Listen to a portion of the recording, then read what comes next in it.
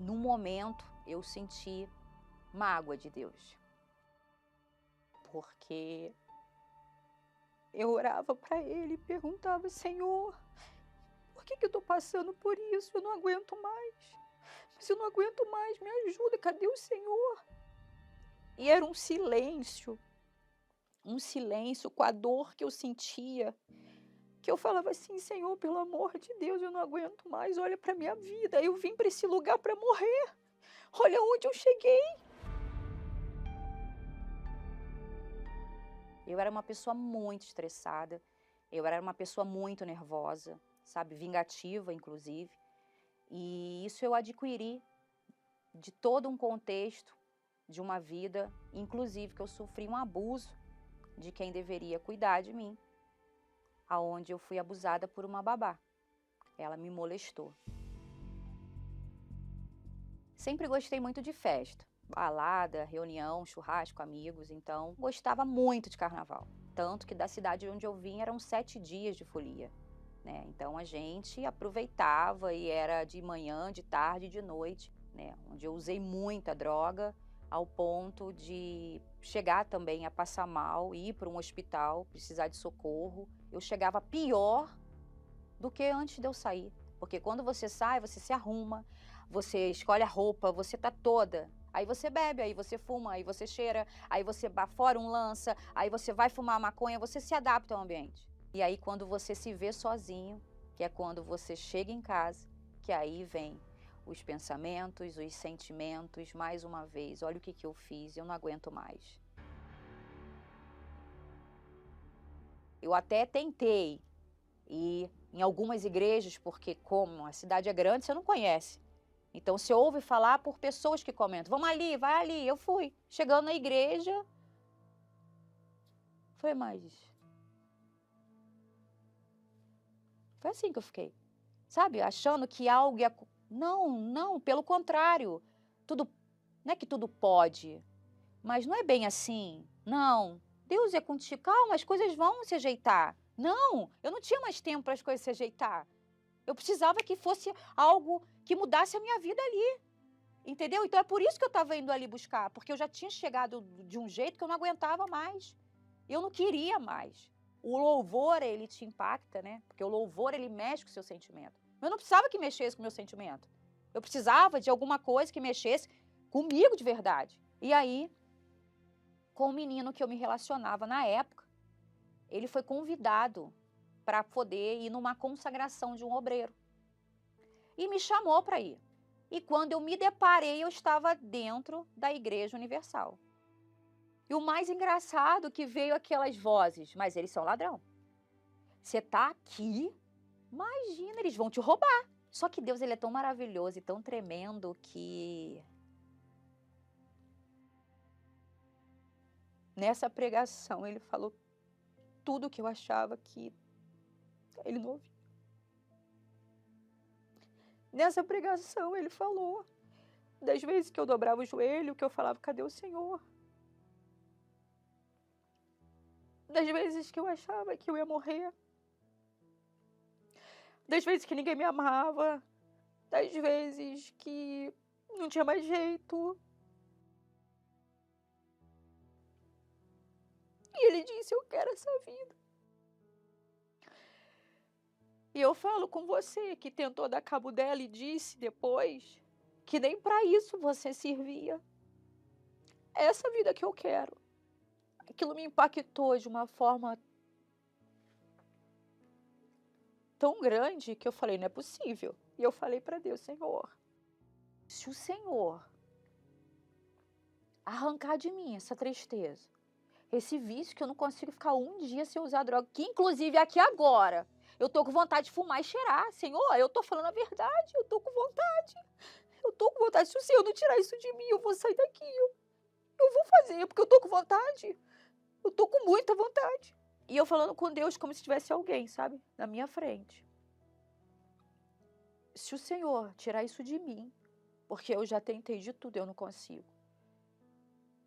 Eu te dou a minha palavra, que eu entrego a minha vida para o Senhor.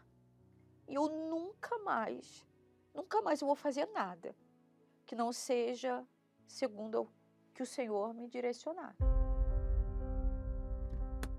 E aí eu saí, peguei o carro, liguei para os meus amigos e falei assim, eu quero saber onde vocês estão, que eu tô indo para aí. Eu fui pro bar, pedi uma cerveja, já tinha parado para buscar o meu cigarro. Quando eu sentei, já estava todo mundo, né, bebendo. Quando eu tomei o primeiro copo, horrível, um gosto horrível. Aí eu falei, mas que cerveja horrível, tá choca? E aí eu falei, quer saber? Fumei um cigarro. Nossa, na hora que eu... Mas eu engasguei, eu não conseguia tragar mais. Eu falei, o que tá acontecendo comigo? Todo mundo zoando. Ué, carioca, o que tá acontecendo com você? Tá esquisita. Eu falei, então é o seguinte, vamos lá buscar droga. Na hora que eu... espirrei tudo. Fui tentar de novo. E a queimação aqui, que queimava isso daqui, que escorria o nariz, assim. Mas queimava. Mas queimava tanto. E ainda assim eu tentava. Eu forcei pra fumar, eu forcei pra beber, eu forcei pra cheirar. Aí eu ouço uma voz dentro de mim, eu sou contigo. Nossa, quando eu ouvi essa voz, ele me trouxe o voto que eu fiz com ele lá no altar. Você lembra o que você falou? Você não tem vício. E ali eu disse, meu Deus, é verdade. Senhor, eu não consegui mais usar, eu não tenho vontade. Senhor, eu não tenho vontade mais. Senhor! E aí ele me trouxe que estava me limpando. E que amanhã, que seria, né, o dia que teria o culto, eu poderia ir. E daí eu fui, segunda, terça, quarta, quinta, sexta, toda semana. E eu falei para Deus, agora eu estou aqui, porque o Senhor fez aquilo que eu nem imaginava que já tinha sido feito. Então me afastei das amizades. Primeira coisa que eu fiz foi excluir, né? Não tinha por que estar vendo status, não tinha por que estar falando se aquilo não era mais o que eu queria. E aí, conforme eu ouvia a palavra, conforme eu orava, conforme eu meditava, eu ia entendendo o que eu precisava fazer. Deus falou que eu precisava liberar o perdão para a moça que me molestou. E Deus criou uma situação. Eu consegui localizar ela pela minha rede social. E aí, eu escrevi. Quando eu enviei, ela já me respondeu. Ela me respondeu dizendo que por muito tempo me procurou porque ela havia se convertido e queria pedir o perdão por tudo que havia me feito. E aí eu cheguei para Deus e falei, Senhor, eu consegui. Eu posso receber o teu Espírito porque eu ouvi falar, que eu não sabia, que tinha que ter o Senhor dentro de mim, onde isso?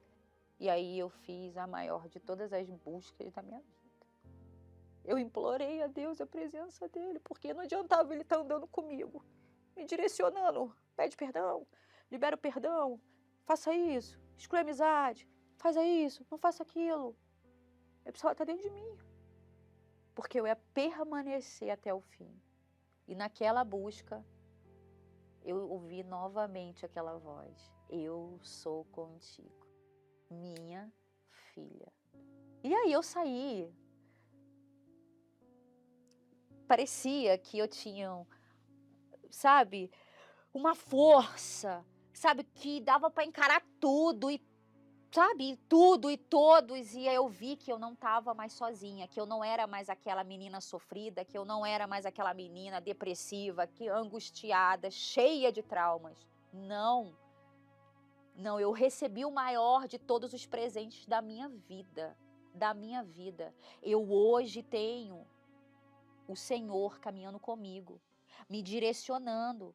Ele me deu um relacionamento, porque eu falava, Senhor, eu não quero uma pessoa que não tenha sede de ganhar almas como eu tenho. E aquela menina que precisava estar cheia de amigos, ter vários relacionamentos, aquela menina que precisava usar as drogas, né, como eu relatei, participava de carnaval e festas, sem fim, né?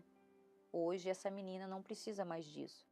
Hoje eu tenho paz, eu tenho tranquilidade, não tenho mais raiva, não tenho mais ódio, pelo contrário, hoje quando eu vejo uma pessoa sofrida, eu já quero chegar para ela e falar, vem, faz isso, não carrega esse sentimento, porque esse sentimento só maltrata você, não é a pessoa. O perdão fala de você, libera, acabou, vai, vamos, vem, Jesus tá aqui, ele vai te perdoar. E aí eu tenho essa hoje certeza que Deus é comigo, que Deus está na minha vida e que eu tenho essa sede de ir até o fim, para que a minha salvação seja conquistada.